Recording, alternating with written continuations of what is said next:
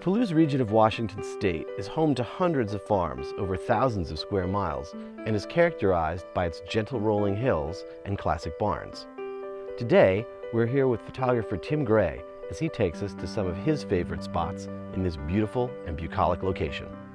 Yeah, it's going to get past the thicker part of the cloud here, and then we should get a little bit more light. It's funny too because I've been coming out here for 10 years. Every year I come to this barn in particular at least a few times. Just never gets old though.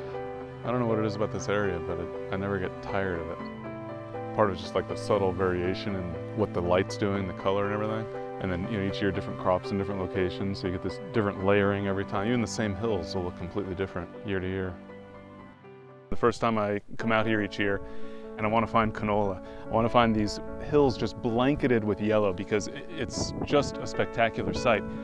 And I think there's a general tendency is to try to include too much in the frame. It's this huge expanse of a field, it's a blanket of yellow, and so I want to include the whole thing, but very often the smaller details kind of, I think, are a little more inspiring. And what I'll typically do is shoot relatively long focal length so that I'm able to get really narrow depth of field and isolate by focus, you know, whatever stalk I've caught. If they're backlit just a little bit, the flowers almost kind of fluoresce a little bit. It's like they're glowing.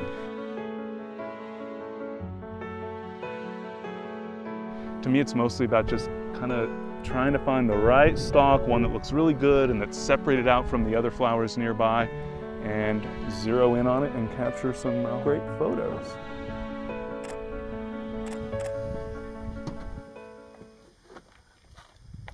Over the 10 years that I've been coming out here leading photo workshops, we've made a concerted effort to get to know a lot of the locals. And so when we're shooting, anytime that we're out in the field, we're either at the edge of the field respecting that private property, or we've coordinated in advance. So with the crop duster, for example, you don't necessarily know what they're spraying. You want to make sure that you've talked to the pilot, that he knows you're going to be there and they're okay with that. When I'm photographing, I need the flexibility to adjust the composition. I don't want to choose a single lens. I want to be able to zoom.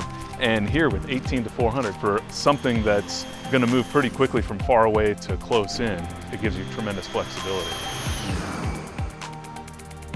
As the sun starts getting lower, that's when the magic really starts to happen.